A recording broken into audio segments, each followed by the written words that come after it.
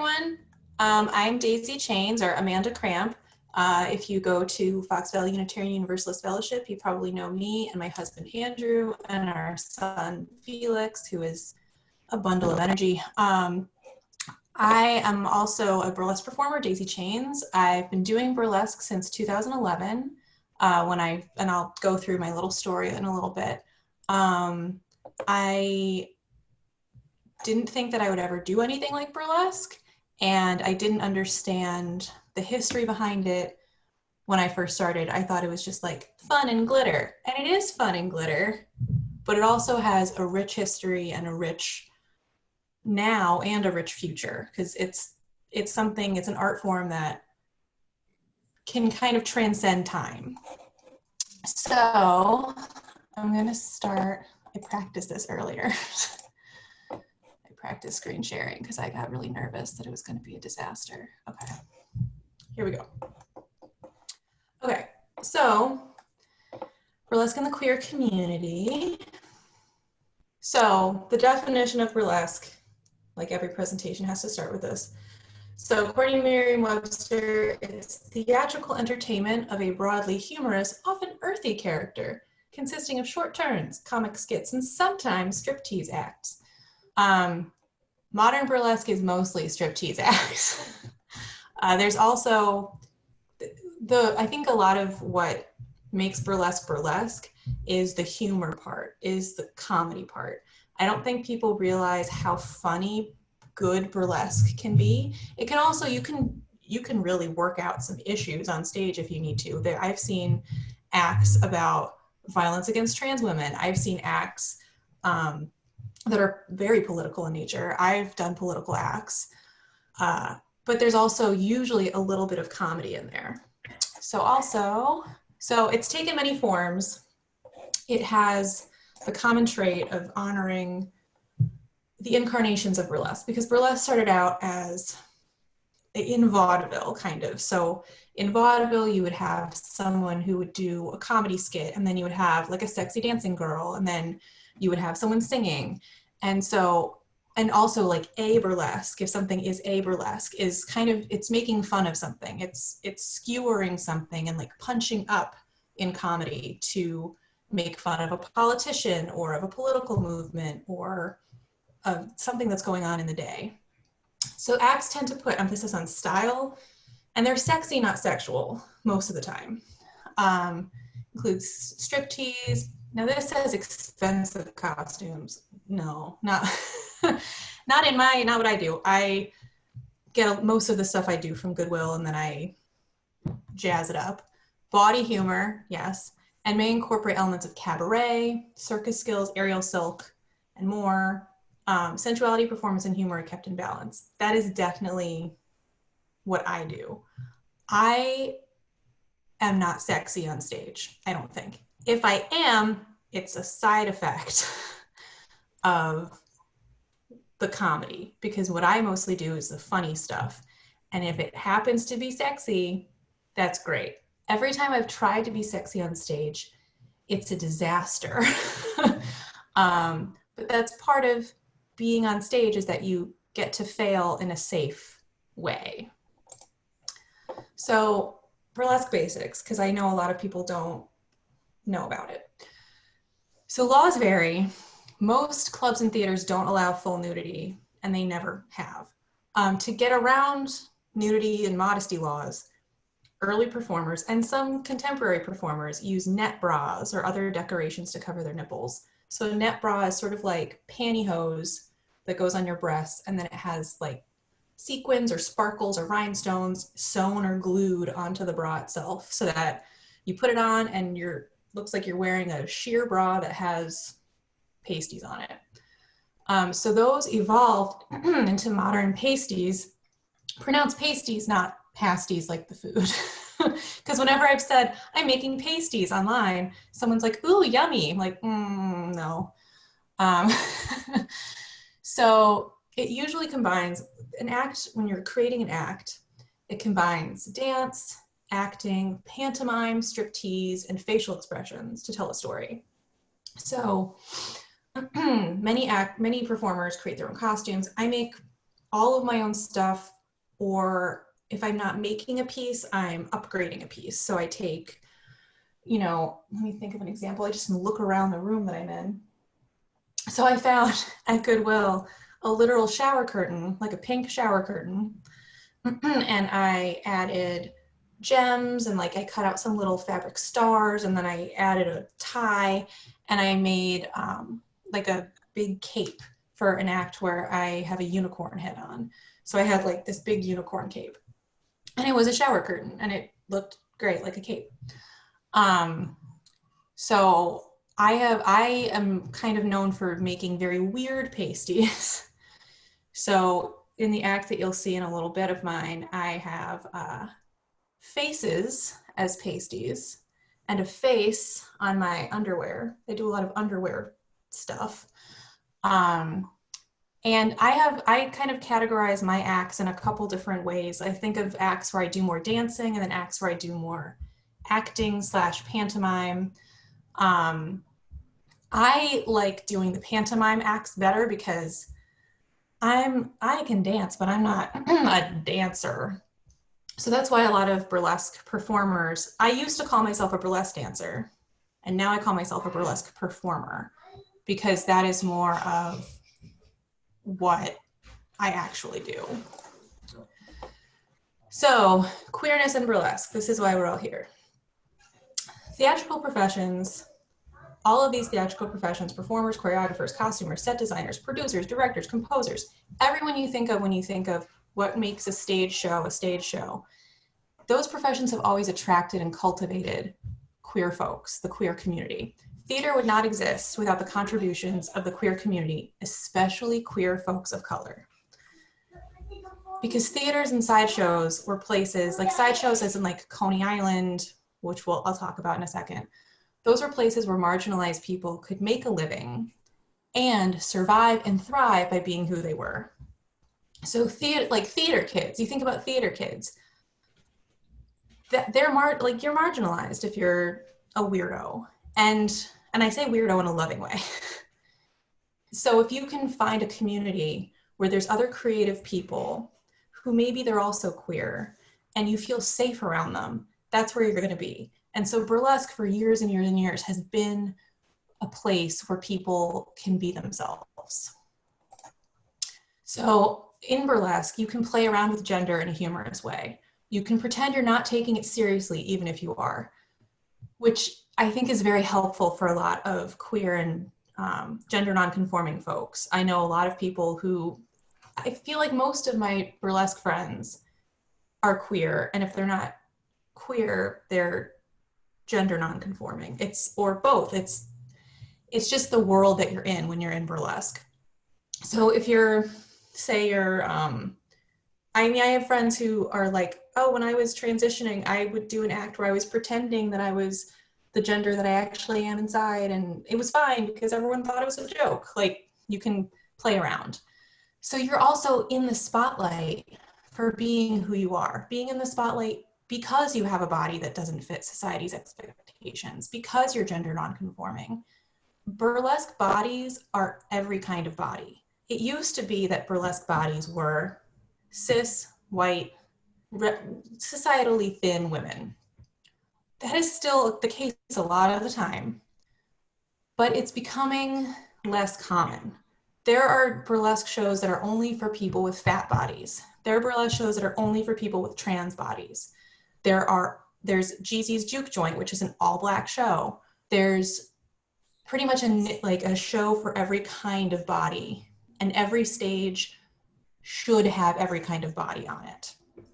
And you're getting paid for having a body that doesn't fit societal norms. That is huge. You are getting paid to be yourself. But you can also use the mask of your persona. I know people who on stage, they're a completely different person than they are off, because you're using that persona to be yourself, but with sort of like a guard, like a shield a little bit. So like my persona is mostly myself, but a little dumber and a little nicer, because I'm kind of annoying to be around. So Daisy Chains is more like, hi, hello, how are you? Whereas I'm like, please get away from me. And also, this is very important. Queer people, just like right now we're talking about consuming more Black media.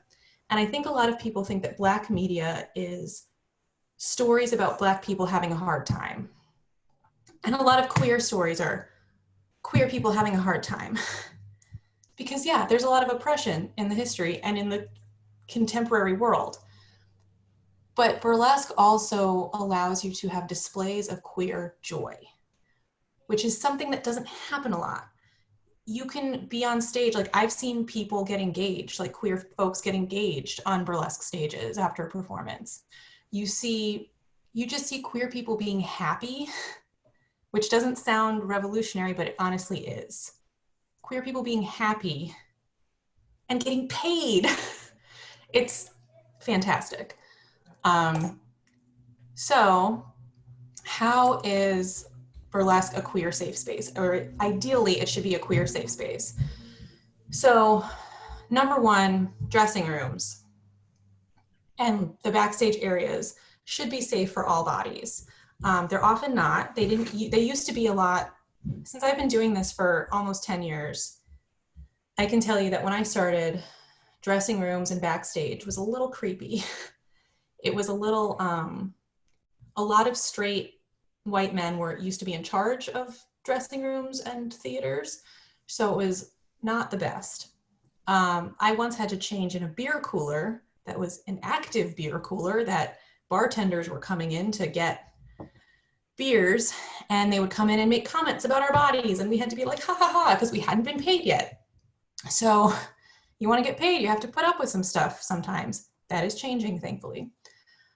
So in dressing rooms, queer folks protect each other. You stand up for your trans siblings. If someone says, you can't be in here, you don't have the right kind of body, you say, excuse me, they are in the show, you need to leave. Trans performers aren't a rarity anymore. It used to be if there's a trans person in the show, you'd be like, did you know that they're trans? Oh my God. And now it's like, yeah, they're headlining. They're the host. Like, they're in charge. They're the ones paying you. That's how in charge they are. It's a creative space to make mistakes and have fun, which is part of being queer that I don't think people understand. I've done acts where I think this can be great. And I get up there and nope, it was not great. It was in fact very bad. And maybe I'm never going to do that act again. Or maybe I'm going to take a couple days and figure it out and redo it, rejigger it so that it is actually good. But I made mistakes and I had fun and no one is mad at me and it's fine. Like, it was still a good show, just my act didn't go great. It's also a creative space to explore your gender identity, as I've said. Many trans and gender nonconforming performers use the stage to work out their identities and to educate people. Mercury Stardust, who I'll talk about in a minute, is a fantastic performer who's also the host of 5 Star Teas down in Madison at 5 Nightclub. And she is a trans woman. She does this one act that I'll talk about in a minute that makes me cry, which is working out her identity and educating the audience. It's fantastic. And also burlesque and drag used to kind of be at loggerheads because burlesque performers were like, well, we're women, and drag performers were like, well, we look like women. And now it's like everything is mixed up. Like, burlesque isn't just for cis women. Drag isn't just for cis men. Like, there's drag kings, there's drag queens. Now we just say drag performer because gender is a construct. And I've seen some of the best performers in my life at shows that are burlesque and drag together. Also, any pride event worth its salt has burlesque performers, and they will definitely have drag, and they usually have burlesque too, because it's a form of sex work. Burlesque is a form of sex work, and sex work is valid work. And the Stonewall riots in the late 60s, those were sex workers who fought for our rights, queer sex workers of color who fought the cops and started the fight to win rights that we have now. So pride should always include sex workers and performers. So let's learn about some classic burlesque performers. So when you think of classic burlesque, you think of fans, you think boas, you think rhinestones and like gloves and fringe. This is not the kind of burlesque that I do. So this is Sally Rand. She was famous. If you get a chance, just look her up on YouTube. There's a bunch of different videos. I couldn't pick one because I was running out of time for videos, but she was famous for her fan dances where she used these gigantic ostrich fans, like huge, that covered her entire body. And she wore usually nothing at all underneath. And she would do these twirls and these reveals, and she never showed you more than she wanted to, which usually meant that watching her act is a little frustrating because you're like, but show me, I want to see. And like, that's the whole point, is she was so good at the tease, so good at teasing it out and making you want to see more. She also did this cool bubble dance where she was like in a bunch of like bubble balloons. So she was really well known in the 30s and the 40s. And then this is Tempest Storm. She is still around. She's a literal living legend. There's a whole collective called the Legend, I think it's the Legend Collective, and it's these modern burlesque performers who help provide for the living legends. So like get them healthcare, get them safe housing, because a lot of these women, like, they were sex workers in the 40s and 50s, and maybe they don't have insurance, or maybe they don't have a pension because they were performers their whole lives. Also, look at her waist. Oof. I don't know how you do that. Not eating, apparently. So she appeared in films like Teaserama and Shockorama with Betty Page, and those are super fun they're really good to like have on at a party, because it's, you know, classic Betty Page pinup and Tempest Storm, and they're like getting ready for a night out. It's so fun and cute. And so she is wearing one of those net bras that I was telling you about before, where it's like a sheer bra and then it looks like sequins sewn or glued on the inside. And then probably the belt thing that she's wearing, you can take those panels, it's called a panel skirt. You can take those panels off to reveal your underwear underneath. And this is Lottie the Body. She was also known as the Black Gypsy Rose Lee, or the Gypsy Rose Lee of Detroit. Gypsy Rose Lee was, the musical Gypsy was made about her. She was a burlesque performer who barely took anything off ever, and I don't think she's that exciting. So we're gonna talk about Lottie the Body instead. She performed from the late 40s to the early 80s, which is amazing. She worked with Sam Cooke, Aretha Franklin, Billie Holiday, like all these famous Black performers, she worked with them like on stage as a dancer. Her fringe skirt is just fantastic. So she just died in March of this year. Like, these legends are still around and they still need our support because they're fantastic people. Like, as performers, we owe them so much. Like their legacy is fantastic.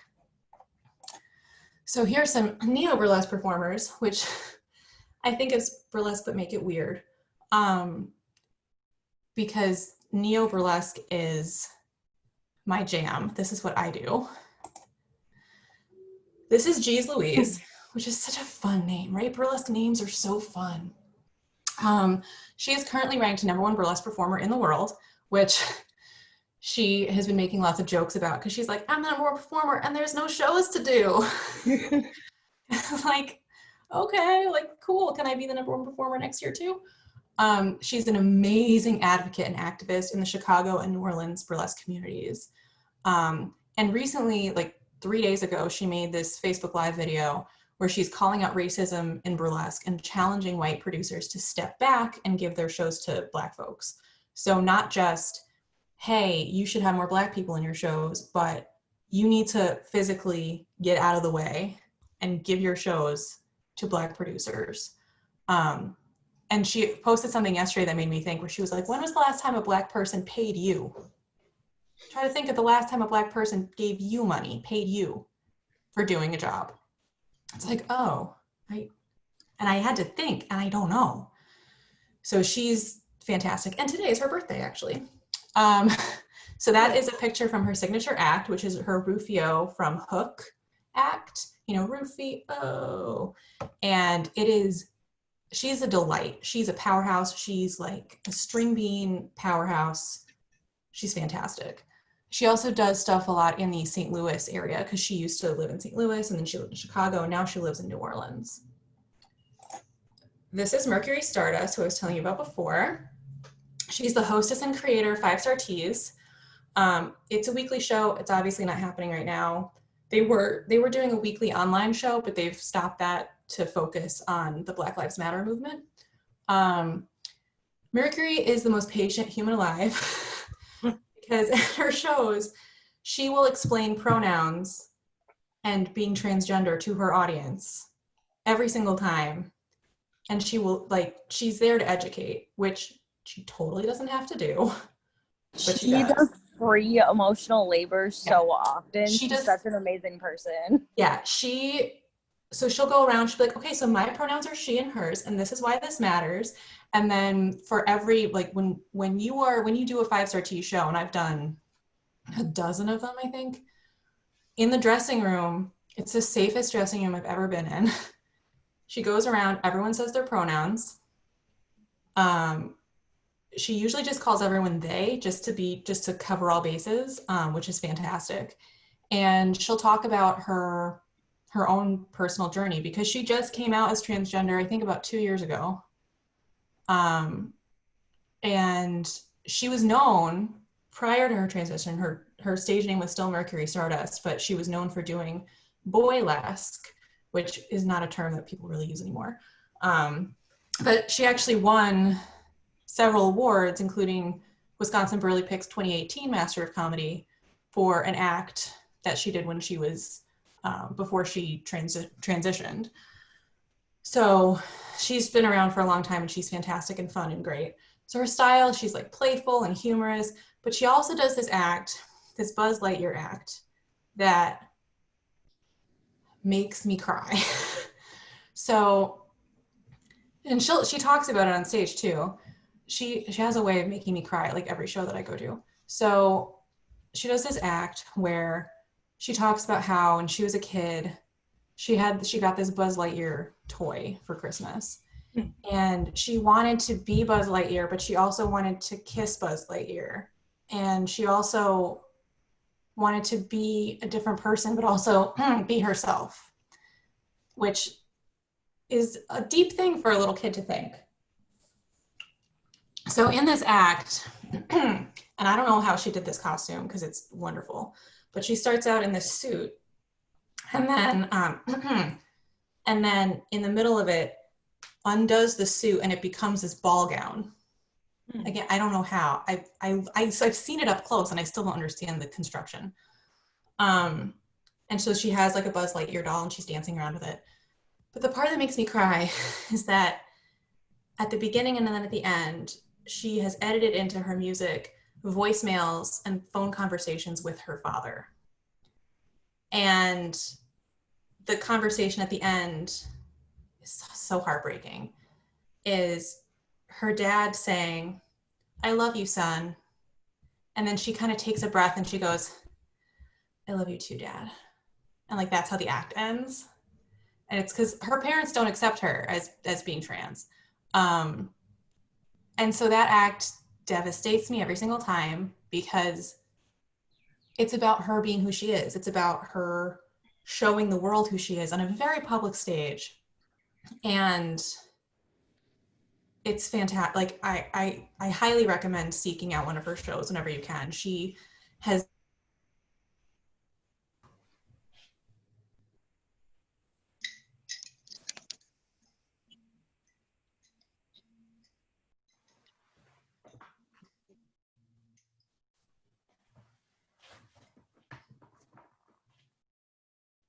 and the reason why I'm not sharing a Mercury Stardust video today, I would love to, is because the only acts that I could find were prior to her transition, and I'm not going to be a jerk.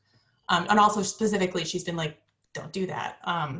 So she also has an act, the act that she won Master of Comedy with, which she's kind of modified now, but it's this light bulb act. So she wears this like little like thong thing that has a place to screw in a light bulb, and then she screws it in and like it lights up. It's really, really, really funny.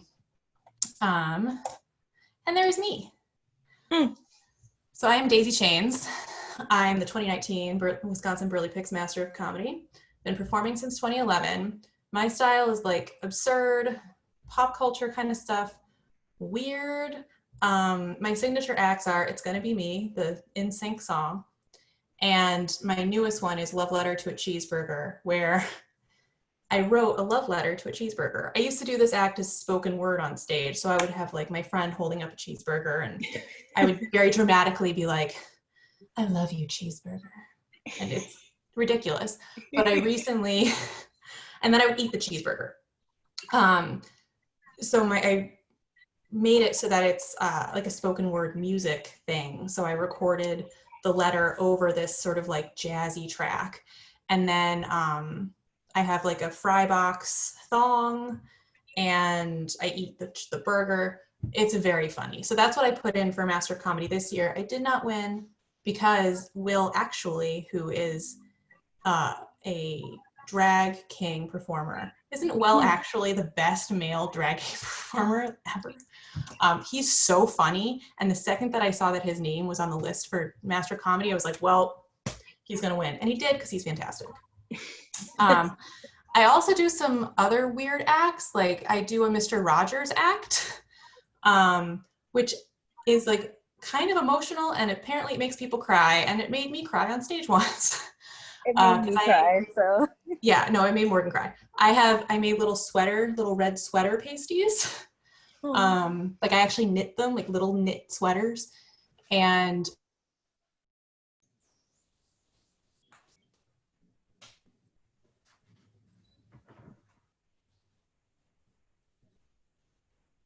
edited like 3 songs together. And then at the end, it's the speech where Mr. Rogers is talking about how he likes you just the way you are, which is when I start crying. So I'm like on stage, like, don't cry, you have so much makeup on. And yeah, and then I do one where I'm a Triffid, like from sci-fi with like a giant flower hat and I'm like a monster. Because you can make burlesque whatever you want it to be. So this picture was taken in my backyard last summer, and that is my Justin Timberlake head from my It's Gonna Be Me act, which you will see in a moment. So how did I get started in all this? So in 2011, was it early 2011? Yes, early 2011, I think, or late 2010. I went on a date to it was then called Foxy Veronica's Peach Pies show at Inferno nightclub in Madison. The Inferno literally no longer exists because they bulldozed the building. It was the best place. It was like our club. Like I miss the Inferno so much. It was the best place for shows. I went there with my now husband. We weren't even really dating at the time. I was just like, ooh, that cute guy. So I instantly connected to burlesque. Like the second I started seeing it, like I pointed at the stage and I was like, I want to do that. How do I do that? So I approached a performer, and now I know that it was probably the worst performer to approach because she's scary. She's so nice. She's one of my best friends now, but Moxie Rhodes, who is like very well known in the scene. Now she lives in the Quad Cities, but she's intimidating. Like she's very scary. And she was very like, well, and in my mind, she's 25 feet tall, but she's not actually 25 feet tall. I was like, hey, I want to do this. Hello. And she was like, well, we're having a meeting tomorrow at this time. And so I showed up, and apparently that was a test because they'd had lots of people express interest, but I was the only person to show up after expressing interest. So that's a life tip, just show up, and sometimes things happen. So I stage kittened for 3 months. Stage kittening is the person who goes after someone performs and picks up all the clothes and who sets up stuff on the stage. I have no idea why it's called a stage kitten, but it is. So I did that for 3 months. Then I started doing solo numbers. So I would stage kitten and then do an act and then stage kitten myself, because sometimes this was when we were doing like Burlesque, when we were like performing at bars and no one was actually watching the show. It was just sort of like something happening in the background. It's been a long time. Then I started becoming part of the production team. So I would put together shows, put together lineups, figure out the music, figure out the theme, work with the designer about drink. At the Inferno, one of the people who owned the Inferno was also involved in the peach pies. So we created a VIP system. So we had VIP tables. Then if you bought a VIP table, you got a free bottle of champagne, and it made it seem like, ooh, this is a fun, fancy thing. So we turned it from being, here's some ladies dancing on a stage, to it's like an experience, that was very fun.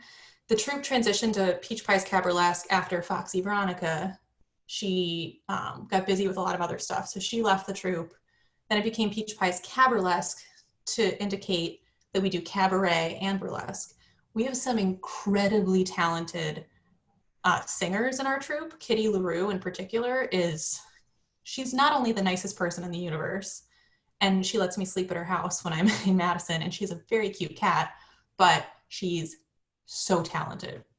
So she does a lot of cabaret stuff. She does the Otto Titsling song from Beaches as one of her acts a lot, and that a lot of other people in the troupe get to pretend to be opera singers. It's very fun.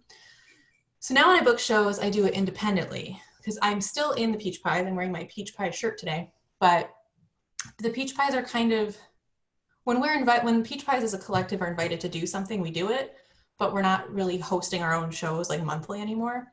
So now I book my own shows. So if someone needs me for something, they'll contact me, or if I see a casting call, I'll just sign up for it. And I've signed up for a couple different competitions.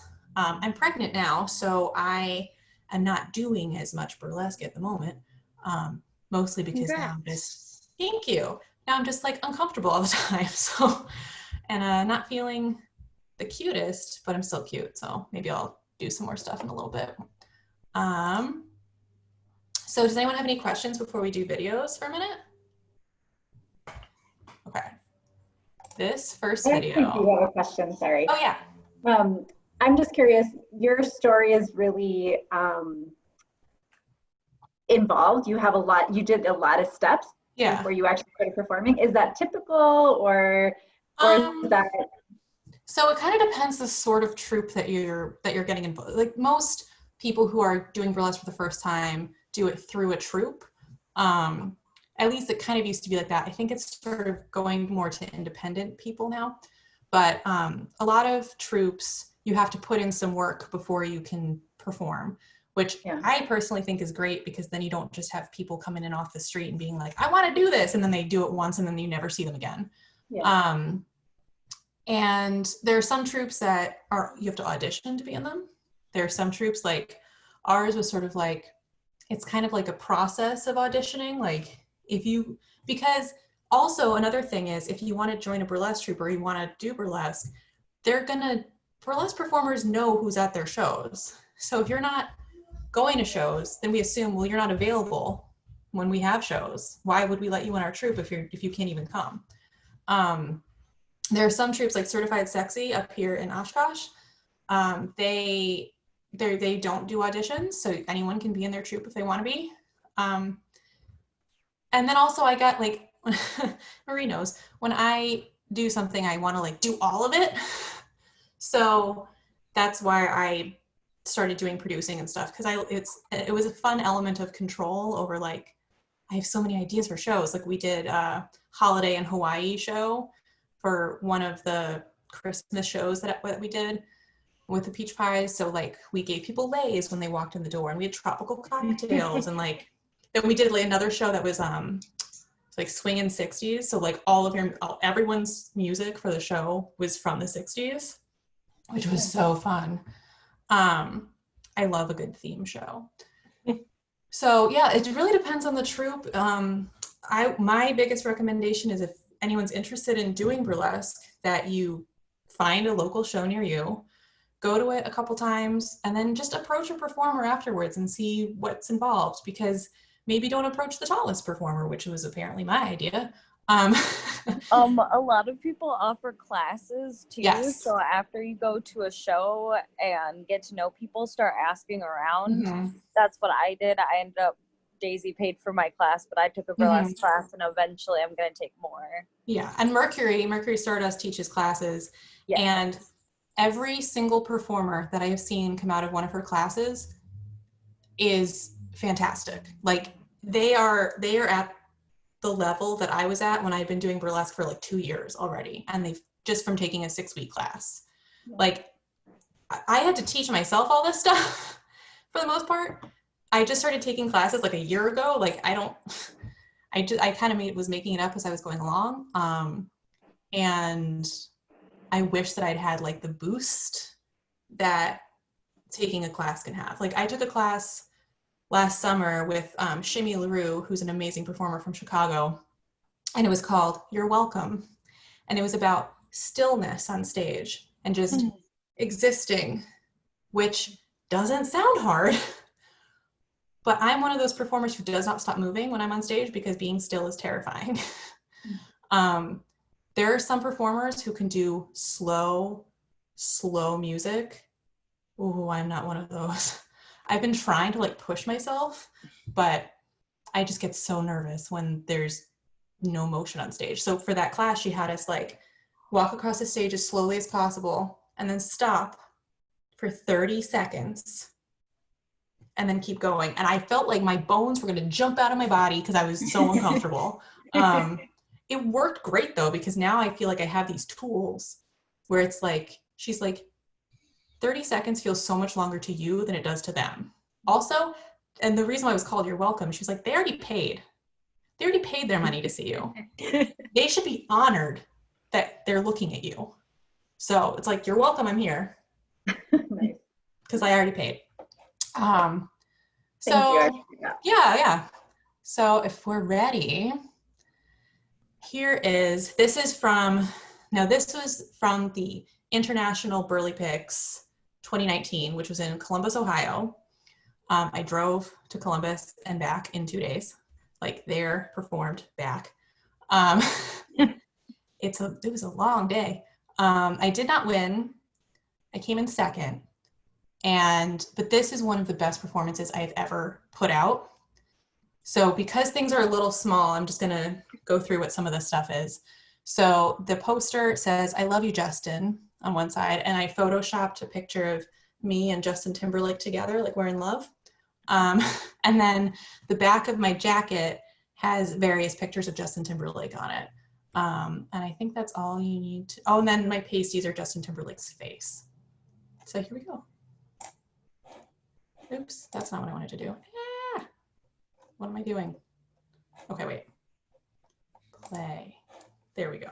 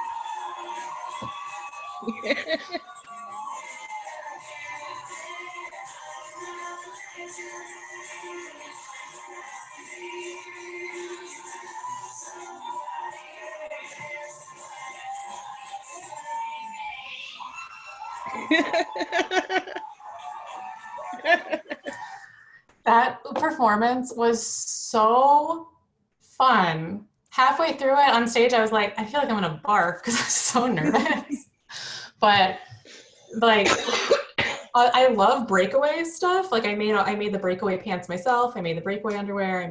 I decided to do a shirt rip instead of taking a shirt off. So I made about 10 shirts that said JT's girl with a U, like the very 90s U way of spelling girl.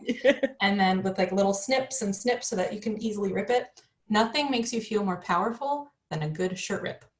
And also the audience loves it because they're like, you destroyed your costume. It's so fun. So this is Odi Kamani, an amazing performer who's genderqueer and who is married to another genderqueer non-binary performer named Mama No Shits. Odi Kamani is fantastic. This performance was from the Oshkosh Nerdlesque Festival, which I was also in last spring. And this is where he's the Riddler from Batman. Oops, why did it do that again? Okay. There we go.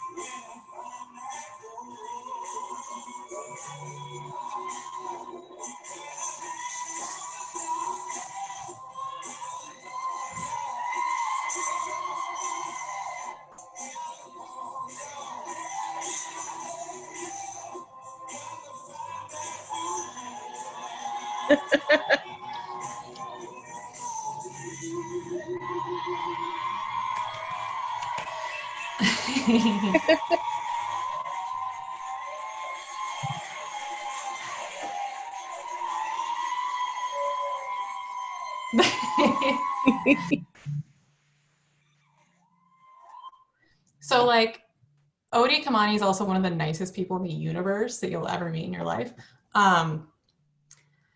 So what did you think of those two performances?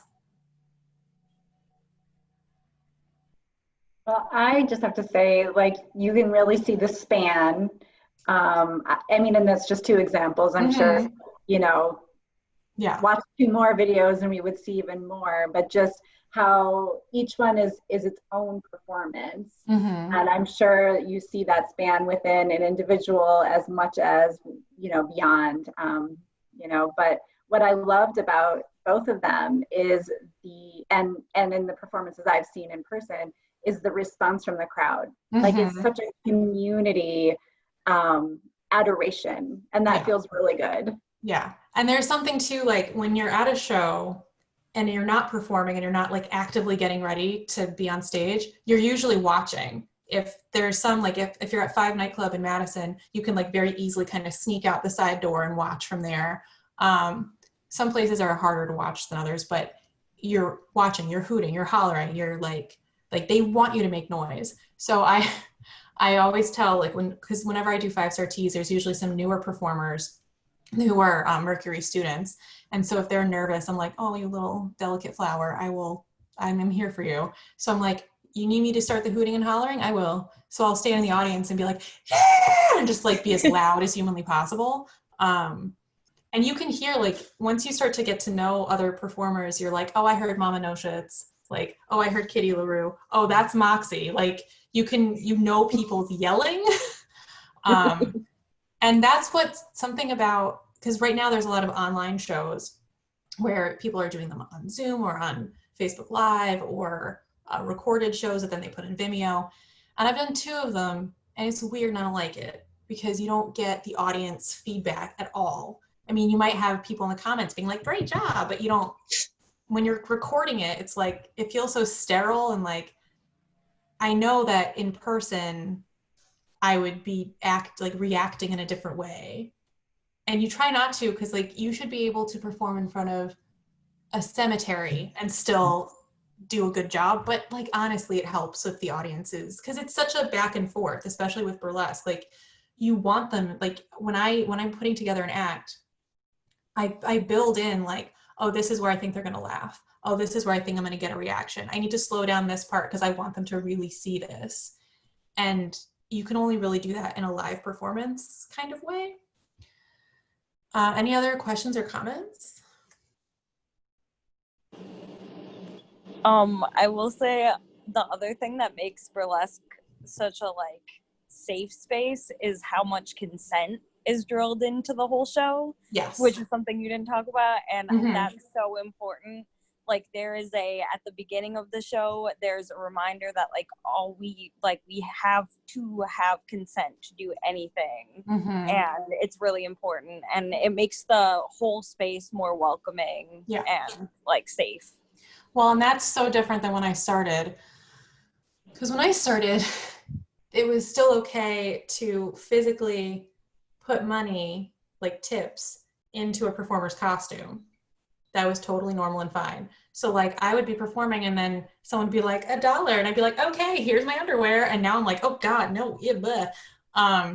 Now there's like, here's a hat we will put money in, or like ball it up and throw it on the stage, whatever. But there used to be a lot of touching and now there is no touching.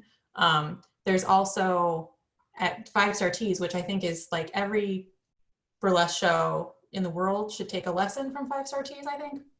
They don't allow photography unless a performer has specifically designated you a photographer, in which case they give you like a very sparkly, very easy to see in the dimly lit theater, like lei or necklace or ribbon or whatever, so that they don't kick you out. And if they see you taking pictures, they will kick you out. Also, it goes both ways too, because at Club 5, there's like a runway that goes into the audience. It's like a bar stage instead of a theater stage. So it's like on the floor too. So you can go out into the audience. And we're always told, like, if you want to get up on an audience member or interact with an audience member, you also need to ask them for their consent.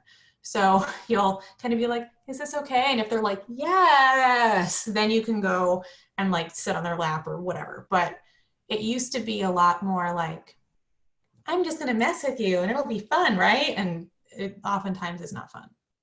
So yeah, consent is like number one for a safe burlesque experience, especially in a queer setting. Yeah. Any other questions at the moment? I have a comment. Yes. I loved what you had to say about the idea of showing queer joy in a performance space. That is very rare and almost non-existent. And for those of us who are queer, we just like perpetually see this story about how our lives are difficult and sad, shown back to us over and over again through art. And just the other day, my partner and I were trying to look for, I was like, oh, we should watch like a movie about a trans story. And then it was like, everything was like, it's hard and awful.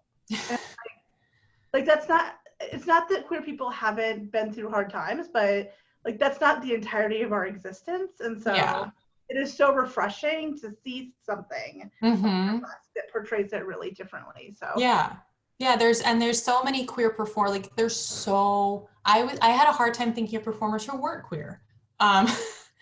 So there's some people who do acts about, like violence against trans women. There's a couple different performers who do acts like that.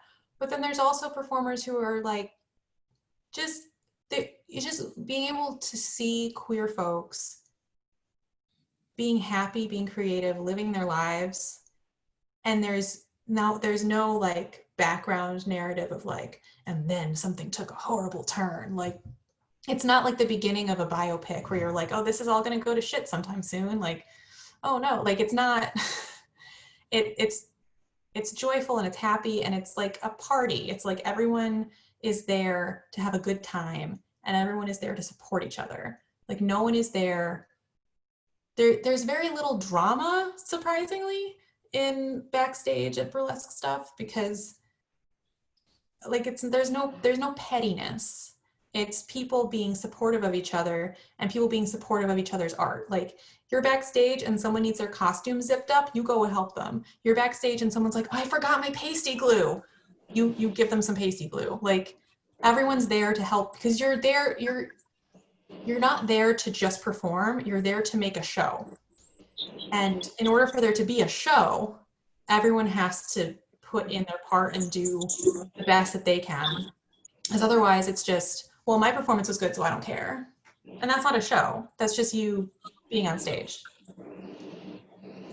So here's this is just, honestly, these were just the first people that came to my mind of queer Midwestern performers who do burlesque, but it's the most incomplete list because there's another awesome queer performer of color is Lola Lou. Yes, Lola Lou. Oh, Lola Lou she lives in Manasquan. She deserves so much love. Yeah, she is fantastic. She's a Black trans woman. She is so talented. So her and Miss Elegance, who's another Black trans performer, they can flip themselves around. Like I see Miss Elegance like do full on like gymnastics, like Olympic, like flippity flips, and then go into a split. And like whenever she performs, I'm like, my throat's gonna hurt tomorrow because I'm yelling so much. Well, and Lola Lou, when she flips her hair, like I get dizzy for her. I don't know how she can do that. She like whips her entire head around the stage. Yeah, it makes my head hurt. She's wonderful. So like Mercury and OD are both from Madison. Dottie Dart is from Detroit. Doorbell's from up here. Cool Valentine's in Chicago. Loueez is in Chicago. Kitty is in Madison.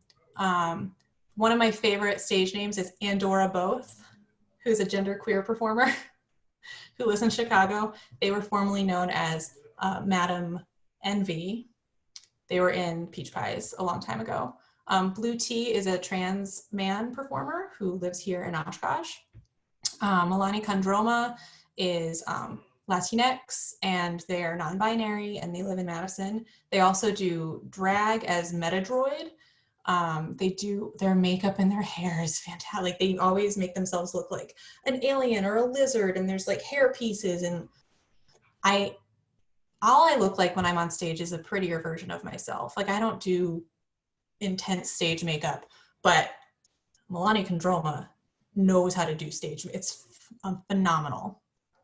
Sexual Chocolate was our MC for the Peach Pies, and they just came out as non-binary like last year. Ammunition, Moxie Rhodes, we talked about how she's terrifying, but she's very nice, just very intimidating. Ammunition is a performer in Chicago who does grinder work. So they wear these like this underwear that has like metal, like a metal section, metal panel, and then they take a construction grinder and grind on it and make sparks, and it's really cool. Tamale is a great MC from Chicago. Switch the Boy Wonder lives in Minneapolis and is from Chicago. Misbehavin' was in the Peach Pies, and Baby Bear is one of my favorite people, and he's in the Peach Pies. He does drag, but he also has a full beard, so he's like a bearded drag queen. Sometimes he puts glitter in it. It's very fun. He's also a kindergarten teacher for his day job. So I think something that's super interesting too is what people's day jobs are. Because like a lot of these people are like accountants, or you know, like Mercury Stardust does construction, or like Ammunition works at Lens Crafters. Like I'm a stay-at-home mom. Like everyone just is a regular person, and this is just what they do on the side. And some of these people, like Loueez, does burlesque full-time as a career, which is incredibly difficult to do, especially now. But burlesque for a long time was seen as just something you do as a hobby. It wasn't seen as a career. And so people weren't paying performers in a way that made it sustainable for a job. That is changing now because people are realizing that art is valuable. It's not just, like, I think that the pandemic has made people realize that, oh, they need art in their lives because they consume way more art than they're realizing. And because people can't go to shows, people are missing shows so much that I think after, when we're finally all able to perform again, which is very close quarters, so it's probably not going to be for a long time, I think we're going to see people consuming a lot more live theater performances because we miss it so badly. And so how to support queer performers, the number one hint is pay us. So here's just a couple of places where I've performed. The Sylvie in Madison, the week after Lizzo was there, so I felt like, I was like, I've touched things that Lizzo's touched. The High Noon, the Majestic, 5, Crucible, Remix and Nina, Algoma Club here in Oshkosh, some various bars in Chicago where I had to change in beer coolers. And then, fun story, because this was like 10 years ago, so people were way creepier. At this one bar in Chicago, I was outside because this is when I still smoked cigarettes. So I was outside having a cigarette, and the bar owner comes out and some other people were walking into the bar and I had just performed. And the bar owner says to these dudes who are walking in, hey, look at this one. I know she's a 10 with her clothes off. 10 with my clothes off, huh? So what am I with them on? Like, but I couldn't say anything because I hadn't gotten paid yet. That guy was a jerk. So, and then I performed at in Minneapolis, and I performed at AWOL in Columbus. And then these are just some of the shows I've been in. Cirque du Sylvie was in November. It was a vaudeville circus spectacular. That was super fun. I performed at Fireball, which was in we just did a digital Fireball for the first time. Fireball it ran for 10 years. It was a big, like once a year in January, huge thing that had a theme. It was always super fun. Geek-Ass Burlesque, Alien Invasion at Crucible. I just remembered that I did Oshkosh Nerdlesque Festival. I've done a show called Trek Wars that was like Star Trek, and it was like space sci-fi show. Where I did a Leela from Futurama act where I had like a purple wig and like one eye. I've headlined at 5 Star Teas. I've done Best of Midwest Burlesque Festival in Minneapolis, Dead Man's Carnival at the Majestic. And so here's Venmo info for a few Black performers if you have a couple bucks that you want to throw their way. Cruel Valentine is non-binary, amazing.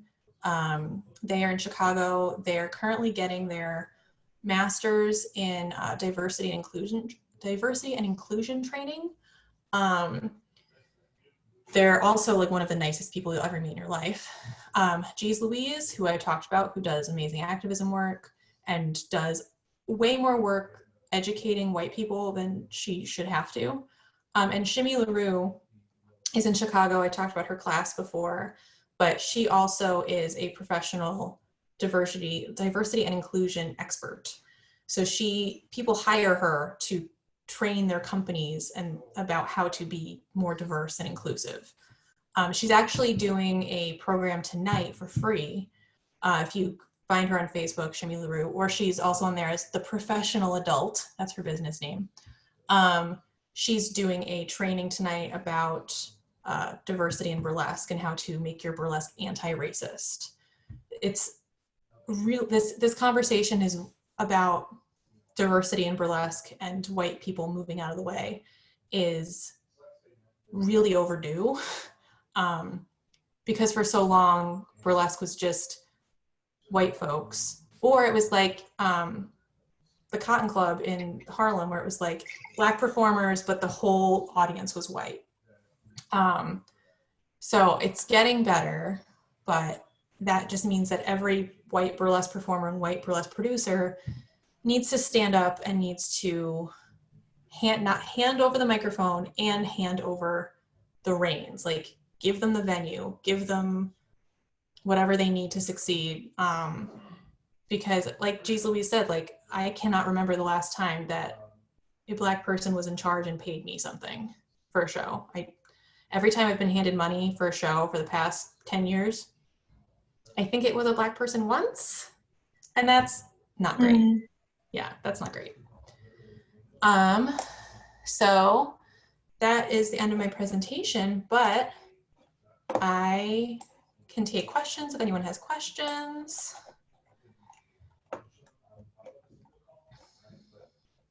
Does anyone have any questions at all? Questions, comments, sarcastic remarks? Yes, Carolyn. I know nothing about this. I've never experienced anything remotely like this, and it's been very interesting. Oh, good. I'm so glad. I can't wait until we can have shows again, and then I can invite everyone at the fellowship and everyone in my life to come and see shows, because I think going to a burlesque show, I think it can be scary if it's your first time. But it's so eye-opening, and it's such a different art form that I don't think people have this idea of like, oh, it's that movie with Cher, or like it's like that, it's Dita Von Teese and that's it, or it's like gloves and boas, right? Like, it can be gloves and boas, but it can also be like I have a Justin Timberlake doll and I dance with him. And then now I didn't even like Justin Timberlake my in-syncer, I liked Joey. I liked Joey Fatone. That was the one that I thought was cute, but no one cares about him as much as Justin Timberlake. So that's why he was the head that I have. And now people know that. So I have like 3 different Justin Timberlake bobbleheads now because people keep giving them to me. It can be whatever you want it to be. That's what burlesque is. It's storytelling in a theatrical, weird way where you just happen to take off your clothes. So, and anyone can do it. There are, like, my birthday is tomorrow. I'm turning 35. You can I'm also in a troupe that I'm technically not supposed to be in until tomorrow. There's a troupe in Madison called Les Cougars, which is for women who are over 35. So I've done one Les Cougar show in February because they were like, here, you can be in it. You're almost 35. So it's not just like 20-year-olds who are running around scantily clad. It's most of the people in burlesque that I know, like, they've been doing it for 10 years. So they're my age. They're like in their late 30s, early 40s. Like, and everyone's like just as much as 10 years ago, even more, because I think that burlesque has gotten better. People are more thoughtful about their music choices and costume choices and song choices. When I first started, there was a lot of offensive stuff going on that now doesn't happen as much. I had to have some arguments with people in my troupe about how maybe pretending to be a Nazi isn't the best idea for an act. I was like, because they wanted to do, like, incorporate a Nazi salute into something, but then it was going to be like, no, don't do that. And I'm like, I think you could just do the robot or something instead. Like, why does it have to be that? And everyone at the time told me that I was overreacting, but this is because this was in like 2012. But times have changed. So now that wouldn't even be a factor or a question. So things have definitely changed for the better. I have some acts that I will never do again because they could be offensive or because they just have not aged well. I almost included this video and then I was like, no, I cannot include this video this time. My friends Kitty and Moxie went to the Burlesque Hall of Fame show, which is in Las Vegas, because that's where the Burlesque Hall of Fame is. So they went to that show and did this very good act called Pull Over, which is where they were like cops and they had like these the cop flashlights for like directing you. And it's so funny and so good. And they like give tickets to all the audience members, like, here's a parking ticket. But like, they can never do that again. They cannot do a police themed act now. Those two also used to do an act called Cosby Sweater about Bill Cosby, and they would wear sweaters and like eat pudding pops on stage. Like, they can never do that again. So you just have to be mindful of the message that you're sending and that you're not going to be able to do every single act forever because people are always going to come out as being problematic or as being, we don't want to uplift those certain things anymore. One of the acts that I do that I wanted to mention real quick is I do an act called Eye of the Beholder there's this Ventures, the Ventures are a surf band from the 60s called Twilight Zone. And it's a Twilight Zone act. So it starts out with, the narration from Rod Serling, and I have like one of those cigarettes where if you blow out, like fake smoke comes out.